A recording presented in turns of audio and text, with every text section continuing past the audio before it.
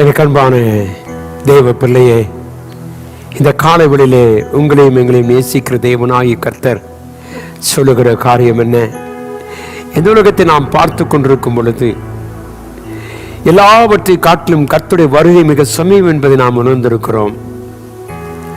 எங்கு பார்த்தாலும் வேதனைகளும் பாடுகளும் நித்த நித்தம் போராட்டங்களும் இருக்கிறதான இந்த சூழ்நிலையில தேவனுடைய வார்த்தையை நாம் இன்றைக்கு சிந்திப்போம். தேவனுடைய பிள்ளை வேதம் சொல்லுகிறது 1 பேதுரு புத்தகம் 4ஆம் அதிகாரம் 7வது வசனத்தை நாம் தியானிக்கும் பொழுது எல்லாவற்றுக்கும் முடிவு சமீபமாயிற்று. என கண்பான தெய்வ பிள்ளையே, இனி நம்முடைய நாட்கள் செல்லுவதில்லை.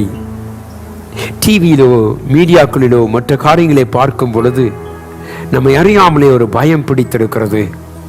கர்த்தருடைய வருகை மிக சமீபம் என்பதை நாம் ஆவியிலும் நம்முடைய மாம்சத்திலும் உணரக்கூடிய நிலைமையில நாம் இருக்கிறோம்.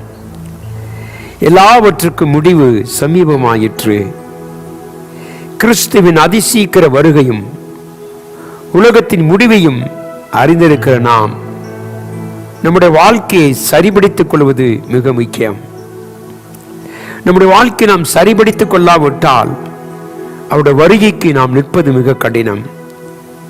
நாளானது மிகவும் சமீபத்திருக்கிறபடியினால் நாம் சபை கூடி வருதலை விட்டுவிடக் கூடாது. எபிரேயர் புத்தகம் 10ஆம் அதிகாரம் 25 நாம் பார்க்கும் பொழுது கர்த்தருடைய நாள் மிக சமீபத்தில் இருக்கிறது என்று வேதம் சொல்லுகிறது. தேவ பிள்ளையே, தேவன் கொடுத்திருக்கிற வாழ்க்கையை உத்தமமாய் ஜீவித்து தேவ சமூகத்திலே கடந்து வர வேண்டும். பொறுமையோடு நாம் காத்திருந்து நம்முடைய இருதயங்களை நாம் ஸ்திரப்படுத்திக் கொள்ள வேண்டும். அவருடைய நாட்கள் மிக சமீபத்தில் இருக்கிற என்பதை நாம் பல வேளைகளில் அறிந்திருக்கிறோம். என கண்பான தெய்வ ஜனமே, இந்த கால வேளையில நம்முடைய இருதயத்தை ஸ்திரப்படுத்தி நாம் நியாயத்திற்கப்படாதபடிக்கு ஒருவருக்கு ஒருவர் முறையிடாதபடி நாம் கர்த்தரிடத்திலே அன்பு கூற வேண்டும். யாக்கோபின் புத்தகம் 5ஆம் அதிகாரம் 8-9 வசனங்களில் நாம் வாசிக்கிறோம். தேவனுடைய பிள்ளையே, உள்ளத்தின் ஆழத்திலிருந்து ஒருவரை ஒருவர் ஊக்கமாக நேசிக்க வேண்டும். ஒருவரை ஒருவர் அன்பு கூற வேண்டும். சுத்த இருதயத்தோடு கூட ஒருவரில் ஒருவர் அன்பு கூற வேண்டும் என்று வேதம் சொல்லுகிறது. என கண்பான தெய்வ பிள்ளை, இந்த காலை வேளையிலே தேவனை அறிந்திருக்கிற நம்முடைய வாழ்க்கையில கர்த்தர் இவைகளை முன்னாக வைத்திருக்கிறார். முடிவு சமீபமாக இருக்கிறது. இனி நம்முடைய வாழ்க்கையில நாம் மனம் போன போக்கிலே வாழ முடியாது. நம்முடைய மன விருப்பத்தின்படி வாழ முடியாது. தேவனுடைய பிள்ளையை கர்த்தருடைய சித்தத்தை அறிந்து நாம் வாழ வேண்டும். எந்த நிமிஷத்திலே தேவனுடைய வருகை இருந்தாலும் கூட சபை அதற்கு ஆயத்தப்பட்டு தேவனுடைய எக்காலத்துக்கு காத்திருக்க வேண்டும் என்பது தெய்வ சித்தம். ஆகவேதான் கர்த்தர் சொல்ல முடிவு சமீபமாயிற்று. மகளே, இதோ நம்முடைய நாட்களிலே சாயங்காலம் கடந்து விட்டது, இரவு வந்து விட்டது. இனி நாம் தேவ சமூகத்திலே காத்திருந்து கர்த்தருடைய வருகைக்கு ஆயத்தப்பட வேண்டும் என்பது தேவனுடைய முக்கியமான திட்டமாக இருக்கிறபடியினாலே நாம் ஒருவரை ஒருவர் பகைத்தோ ஒருவரை ஒருவர் எதிர்த்தோ ஒருவருக்கு விரோதமாய் ஒருவர் நாம் வாழ்ந்தோமானால் தேவராஜ்யம் சேர்வது மிக கடினம். ஆக ஊக்கமான அன்போடு ஒருவரை ஒருவர் நேசிக்க வேண்டும். 1000 குறைகளும் இடத்தில் இருந்தாலும் கூட அந்த குறைகளை கர்த்தராய் இயேசு கிறிஸ்துவின் நிமித்தமாக நாம் அவர்கள் எல்லாவற்றையும் விட்டு ஒரு தூய இருதயத்தோடு நாம் வாழ்வோமானால் நம்முடைய தேவனாய் கர்த்தர் நம்மை ஆசீர்வதித்து நம்முடைய முடிவிலேயே நம்மை நிலைநிறுத்த அவர் வல்லவராக இருக்கிறார். இன்றைக்கு நாம் அறிந்திருக்கிறோமா?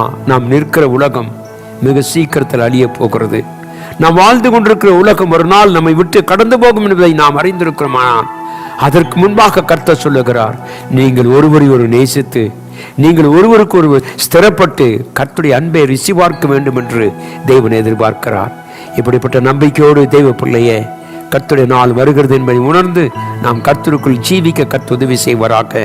ஆகவேதான் வேதம் சொல்லுகிறது, எல்லாவற்றுக்கும் முடிவு சமீபமாக இருக்கிறது. உன் துன்பங்கள், போராட்டங்கள், பிரச்சனைகள் எல்லாவற்றுக்கும் முடிவை கர்த்தர் வைத்திருக்கிறார். அந்த நாளிலே நீ வெற்றியோடு வாழ என் தேவன் கிருபை செய்வாராக. கண்களை மூடி ஜெபிப்போம். எங்கள் நல்ல பிதாவே, இந்த அருமையான கர்த்தாவை அதிகாலை வேலைக்காய் ஒருமுறை கூட நன்றி செலுத்துகிறேன். நாங்கள் காலத்தை திரும்பி பார்க்கும் பொழுது எத்தனையோ வேதனைக்குரிய சம்பவங்கள் ஐயா. மனிதனை அடித்து தின்னும் காலம் வந்திருக்கிறது அப்பா. மனிதன் வஞ்சித்து கர்த்தாவை ஏமாற்றி தங்கள் வாழ்க்கை வாழுகிற உலகத்திலே நாங்கள் இருக்கிறோமானால் நீர் எங்களுக்காக வரப்போகிறீர் நம்பிக்கையோடு நாங்கள் இந்த உலகத்தில் ஜீவிக்கிறோம் ஐயா.